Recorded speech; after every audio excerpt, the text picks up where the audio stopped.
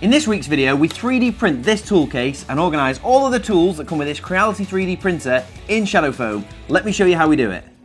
Right, so this is the K1C sent to us by Creality, and I am an absolute novice when it comes to 3D printing, so you can consider this like a dummy's guide to getting this thing running. I've never done 3D printing before, but it's something I've been really interested in. I quite like technology, been a bit resistant to 3D printing because I felt like I needed a lot of time to commit to understanding it. However, so far, it's not been bad. We've unboxed this, and that was quite simple. So all I had to do was attach the handle, attach the screen, which very simple. And then there's 3 holding bolts that basically bolt the plate down to the bottom. You have to remove those so it doesn't move in transit. Reminded me of a washing machine. If you've ever unboxed a washing machine, you've got to remember to take them bolts out the back, otherwise the drum goes mental. Then we loaded some filament in the back again, and that was dead simple too. There's like a little pipe that you just thread the 1.75mm filament up, and that was it. You know, I peeled a couple of stickers off. I've saved 1 or 2 on the side to keep it nice and nice and neat. And then the lid just kind of presses on, and that was all I've had to do. Then we turned it on, it sprang to life, it did a configuration, and it leveled the bed, and it did all that itself. And then we printed this little boat. Now in the memory, there was already 4 different models that you can print, and one of them was this little benchy. And I am familiar with these things. This is basically a test that it's kind of like the smallest ultimate test for a 3D printer. It's got all the different angles, it's got like some floating material, it's got square edges and smooth edges, and it's printed that. Flipping smart. I was well chuffed with that. That's going to go to my little boy. I reckon he'll love that. And it does feel sturdy enough that nothing's going to snap off it. So that is my first ever piece of 3D printing. And you know what? That was a breeze. It took 14 minutes to print that, and the thing was going like the clappers. It was making all the noises that a broken printer makes, to be honest.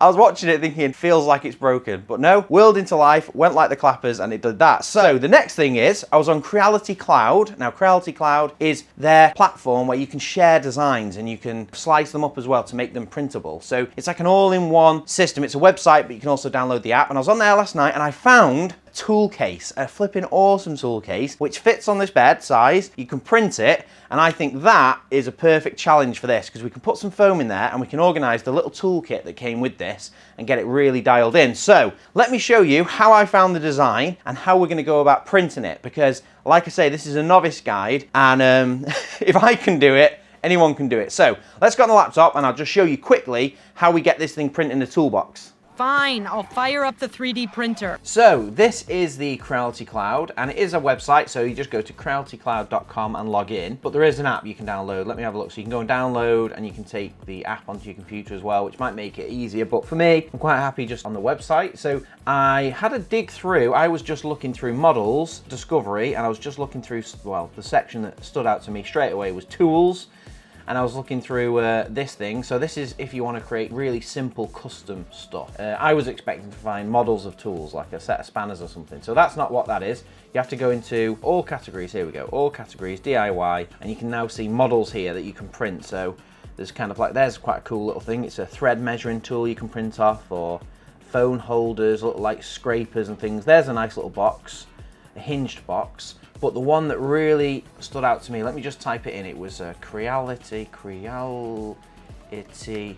box, and it's, there you go, made by, this design has been made by FrickArt 3D, and it's free, and look how cool that is.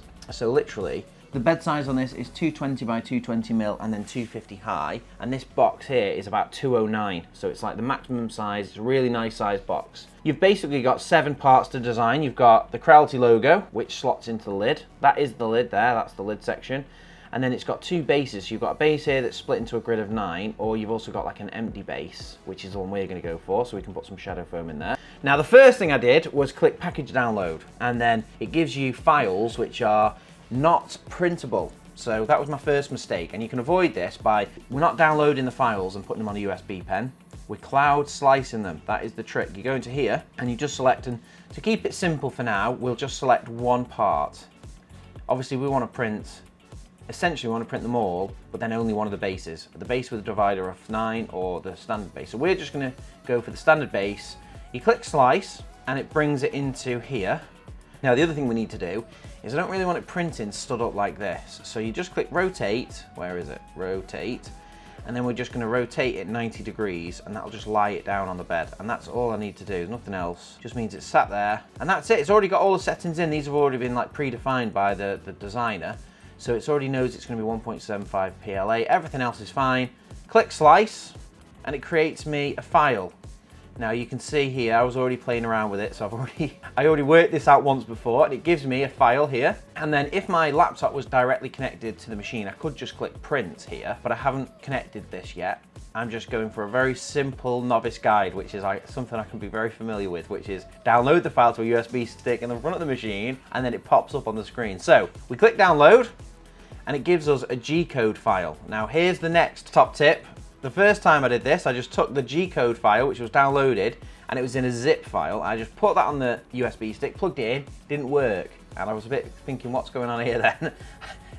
I thought technology's let me down. I was expecting this. All along, I'm anticipating failure. But actually, all you have to do is double click that file and it unzips it. And then we have a normal file, which is just a .g code. And that's what you're looking for. Now, once you've got that .g code file, you drag it onto your memory stick, so you can see down here, I've a USB stick already plugged in. Once it's in there, that is all the hard work done. There is nothing else to do now. That's nothing difficult. You literally now just unplug your memory stick, and I plug it in the machine, and it's noticed straight away USB flash drive has been plugged in. And then if you go into this little file button here, and then USB drive, there you go. You can see straight away you've got Toolbox base is there. And if I click it, there's only one thing to do, and that's click print.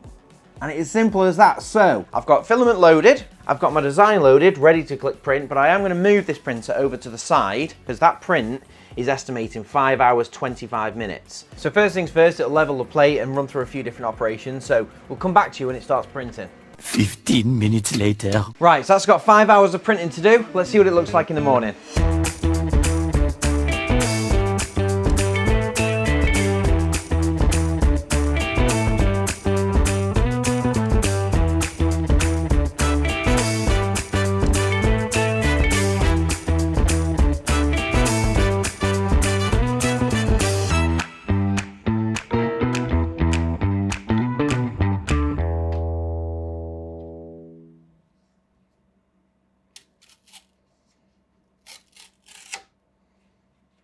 There we go, that is flipping awesome. I can't believe how good that print is.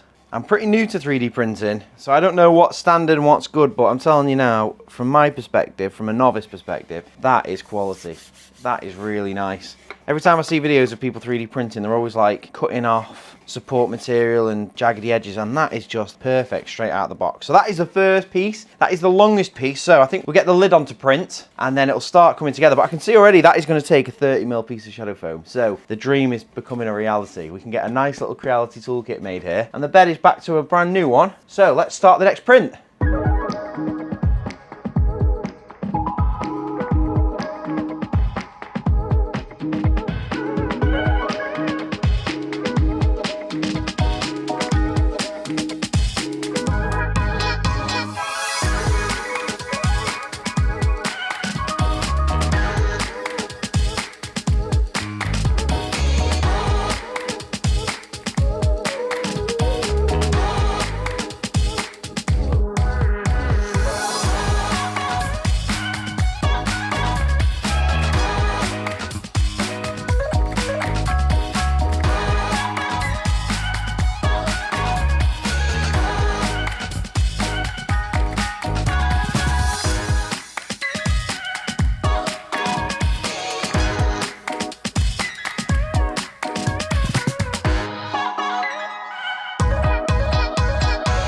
So there we go, we've got all of the pieces printed. We had about 5.5 hours on the base, which we did in white, but then we ran out of white PLA because the printer came with a spool of white, and it looks like loads. I thought we was gonna do the whole thing in white, but we kind of printed this whole thing, and you know, you're learning lessons every day, and to be fair, now I've seen how chunky and heavy this is, I can understand why there's half a spool of filament in there.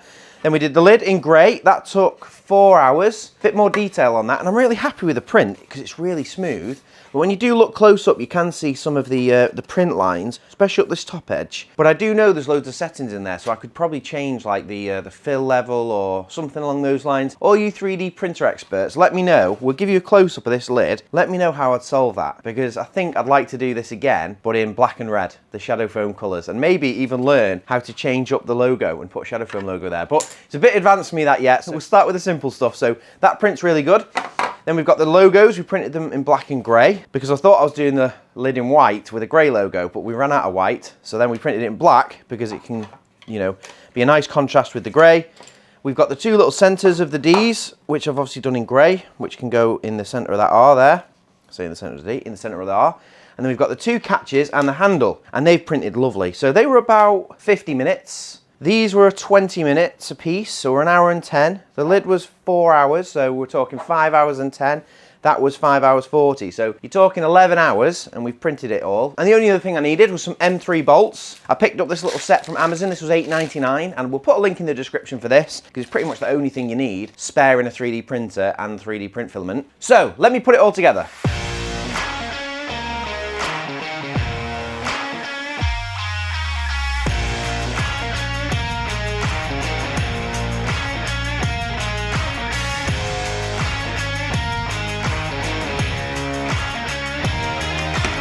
And there we go, that is the case all done, and that's the first thing I ever printed, and that is the second thing. This is a bit of a step up, but I am absolutely amazed by this. Just the first piece that came off the printer, which was this base, I was pretty amazed by the strength of it. You could feel it's just some strong stuff. I felt like it was going to be brittle. Now it's all complete. You can really tell how well it goes together and how accurately this thing can print. All you need is to print the pieces off, and then you need 4 30mm M3 bolts. These are cap heads. One on the back for the hinges, and then you've got one on the back for the latch to clip onto, and then on the bottom you have 2 40mm long M3 cap heads, and basically it just pokes out by about 5mm here on the end. It's about 35mm these are then, and it just holds this handle in place, and you can hear that, look, the catches clip, really nice positive clip. The handle's loose. Literally 6 bolts and a 3D printer, and you've got a really nice case, and I'm loving it. I'm absolutely amazed. Now I know why everyone loves 3D printers and why they're so popular, because literally if you can print something like that, what else can you print? So I think my next job is work out how to create designs like this so I can do my own thing. I'd love to print this again, but with the shadow foam logo on, so maybe that's the next challenge. But let me know in the comments what you think. You know, have you printed one of these off? Do you use a Creality K1, or maybe are you excited for the K1C? Are you thinking of getting one? Let me know, because I think this might be the start of a discussion where we start printing more stuff on the channel, maybe printing some tool organisers out as well. I've got a few ideas about how I could print something to kind of house all of the tools in the lid of a flight case. Obviously we make foam inserts and we typically organise the base or the main section, but I think you could do something pretty clever with magnets and a 3D printed tray that sticks in the lid of a flight case. All sorts of cogs are turning now. I feel like we could do something really cool, but we're not finished with this yet because this needs some foam. This is crying out. We've printed this because it's 30mm deep, and we got a little toolkit. We've got some little snips here. We've got a scraper, some other little bits and bobs. I don't want to lose them. They can't live in this cardboard box. And I've got some shadow foam in 30mm, and I've got one of our basic cutting kits, which is everything I need to be able to cut an insert for this that'll slot straight in there. Then I can cut around all these tools, peel back the layers, and create a perfect little toolkit to house and look after all the little tools that came with this kit. So let me cut this foam down to size and do a bit of a layout.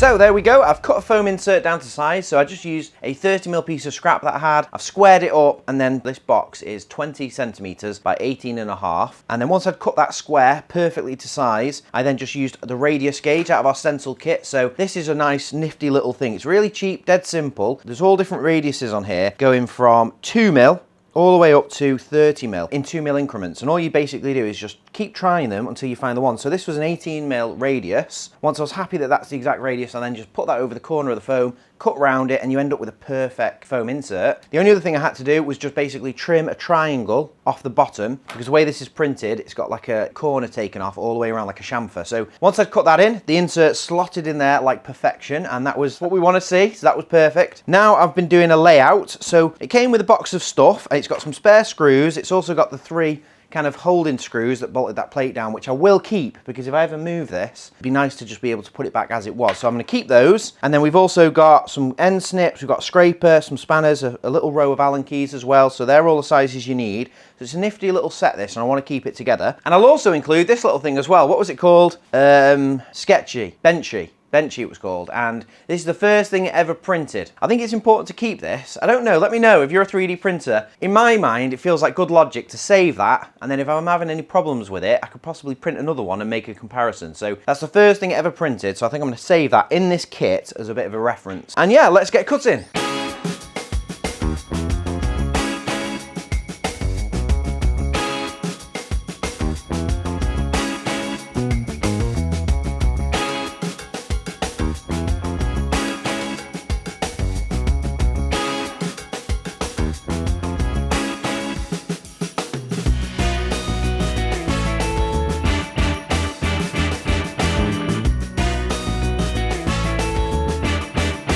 And there we have it. All of the tools that were in there are now in here. This 3D printed box, all organised in a nice little piece of shadow foam. We've got all of the little tools cut in individually, so it was literally a case of placing them where you want them to go, cutting around it with a scalpel, and then peeling back the foam, which is easy for something like the scraper and the little snips. I've also cut the benchy in, exact same technique, cut around it, but for this one I peeled out about 3 layers, because obviously it's the deepest item in the case. For the finger pull, all I did was just place a thin ruler and cut down each side of it and then peel it back, and that just makes it a little bit easier to get items in and out, which is perfect. And that is a flipping quality thing.